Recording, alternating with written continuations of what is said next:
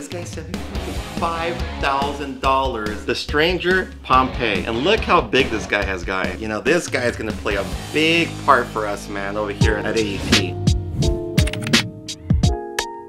What's up, YouTube? How's everyone doing today? Hope everyone's having a great day. Well, guys, as you guys can see in the thumbnail, man, freaking Brian Barczyk, you know, Snake Bites TV, you know, sent me, which I thought at first was a joke. They was gonna send me some money because he was gonna buy a snake. You know, I had to film a little piece for him, so this is already open, but he did send me a FedEx, and dude, he was not playing, man. This guy sent me freaking $5,000, like literally $5,000 cash.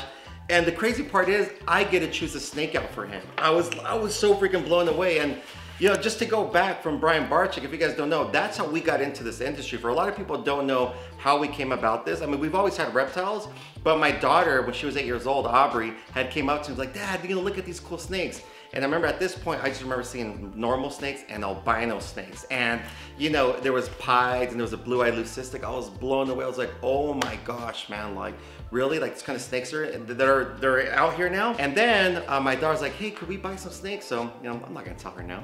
So of course we bought her a couple snakes. And then she came up to me like, Dad, could you make me a YouTube channel? Again, you know, at this point, you know, we have our gym, we have our nutrition shop, you know, I was yoked out, not like dad bodied out. And you know, I started a little YouTube channel for her, and then it picked up really good. We got really good traction. A couple of months passed by. Aubrey could care less about them. You know, she loved that we had the snakes, but I took over. I started falling in love with Brian Barczyk's videos, and you know, I was watching them consistently every day when I would, you know, I would start my work from like 5 a.m.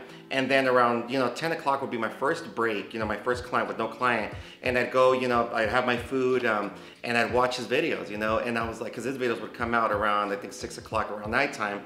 All right, so I started those out and I was excited. I'm like, Cam, this guy makes a living selling reptiles. And then that's how we got into it. Then we went full out on it. I met him at the Pomona show because of my friend Dave Hardy.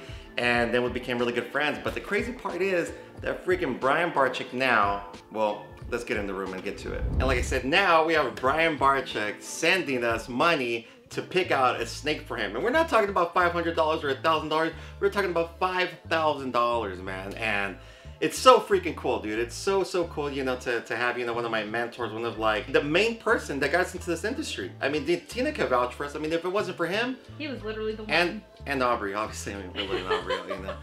But yeah, guys. So let's, you know, pick out some of the stuff that I wanted to, you know, send them out. Obviously, we weren't able to send them out one of these because I'm not supposed to show what we sent him, but you guys have to, you know, he is doing a vlog on this coming Saturday with what snake I sent him. But these are some of the snakes that remind me of Brian Barczyk. And this goes to the kind of the vlog that I wanted to do about snakes that are not that expensive, but I think look better than some snakes that are really, really expensive. You know, let's start off with this right here. I believe this right here is a pewter orange dream, scaleless. You know, I wanted to send him this snake because I believe Brian Barczyk was the first one to make this snake.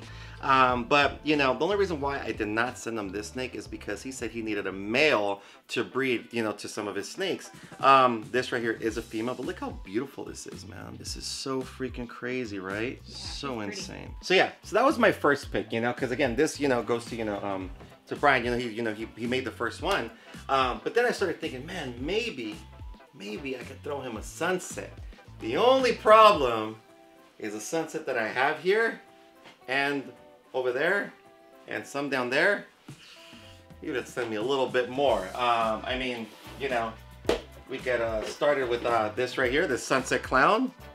But Brian, you would have probably had to send me another like $35,000 more to get this bad boy. And the reason why I'm bringing up the sunset gene is because, you know, again, back in the day, if you look at my early vlogs, at the end of my vlogs, I have a picture. It's an all black background and I have a sunset on there. And I didn't even know Brian had, you know, he was one of the first ones to bring them in. I believe he's the first one that, you know, started making them. So again, you know, you guys know the sunsets are, you know, one of my favorite, you know, genes here. And I'm working really heavy with the sunset clowns. But again, I'm saying also come the snakes, you know, from Brian and stuff. But yeah, this would have been the good one, Brian. If you could have this a little bit more, big dog. Another snake that would have been really cool to send out to Brian would have been this bad boy right here. I'm showing off some cool snakes, guys. Right here we have the Stranger Pompeii. And look how big this guy has gotten. So I want to talk to you guys about something really quick. So you guys know we literally just hatched this guy, and this guy's, dude, almost, you know, he's over 200 grams, almost 300 grams. I think he'll be ready to breed hopefully in like the next 3 months. But You guys know from when we start hatching stuff, you know, we put them in here, we put the labels here of some snakes, and these I had done on my last vlog. So these guys just shed out today. Look how beautiful this thing is. But I want to show you guys something real quick. Someone always asks me, how do I get my snakes so big, so pretty? I believe this is a leopard lavender or confusion lavender. So from being right here, after they shed out, we start, you know, going and we start, you know, depending on what I'm gonna have for a holdback. Anything that has a label, that's 100% a holdback. We are not selling those. And anything that has a tape on it, they're for sale, and if they have a name on it. But what we do is we get them from there, and then we put them on this rack right here. From this rack, after they shed, we wait about, it depends on, you know, what day they shed. Usually we wait 10 days to like maybe even a week to 10 days without even trying to give them food. We just have water for them. We learned this trick from Justin because at first, you know, right after they would shed, you know, we'd put them in their tub, and the next day I would try to feed them. Usually they wouldn't feed.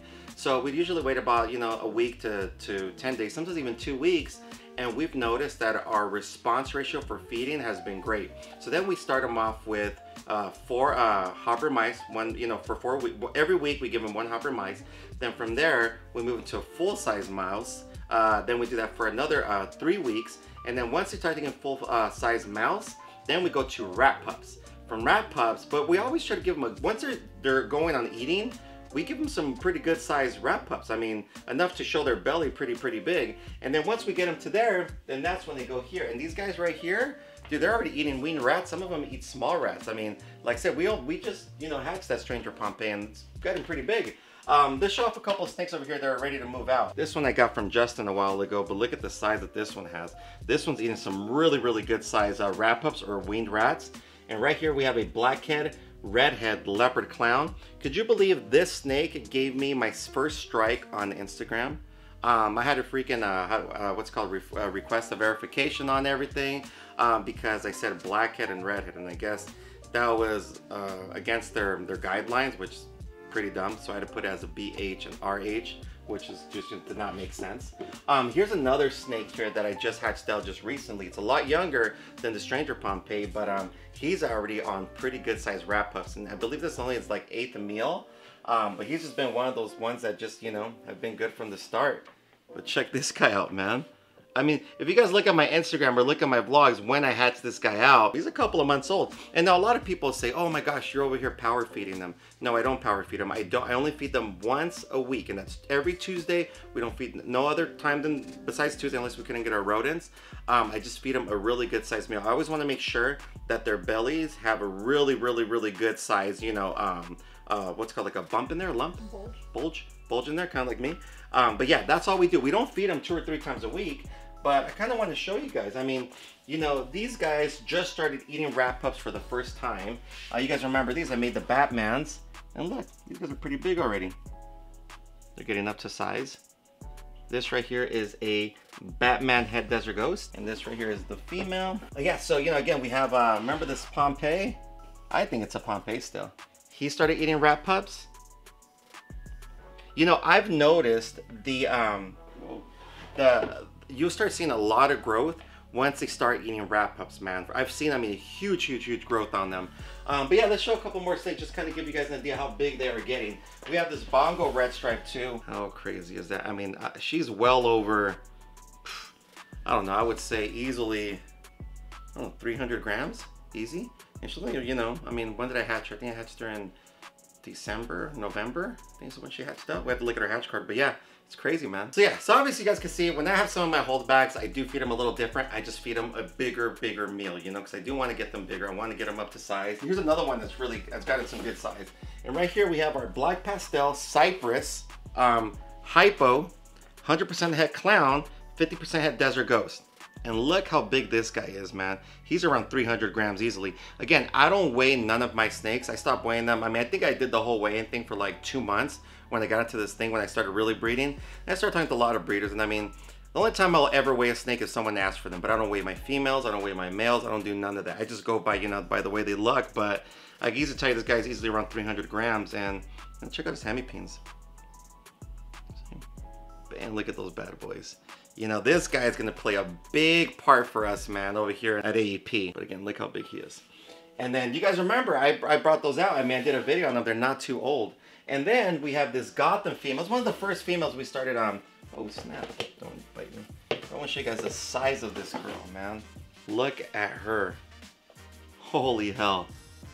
Maybe I should weigh them for you guys. Yeah, a little dirty right there, but see another one that's probably close to around 400 grams.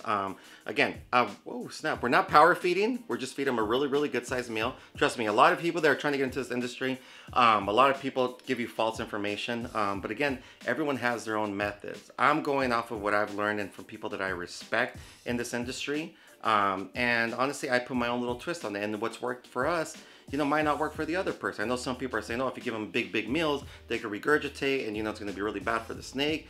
I mean, we haven't had any of those problems. I mean, we've had some snakes regurgitate, you know, but I think they've been like adults mostly, you know, usually because they get scared or something, they'll regurgitate within like the next few, you know, like minutes from, you know, from feeding. But as far as, you know, hatchlings, once we feed them, these things are always taken. We close them, we turn off the lights, and, you know, that's it. But yeah, guys, I mean, I hope you enjoyed this vlog. Again, let me put this guy so I can do a nice outro. So again, I hope you guys enjoyed this vlog. Again, big shout out to Brian Barczyk, Snake Bites. I always call him Snake Bites just because everyone knows him, especially out there in Mexico. Like, oh, Snake Bites.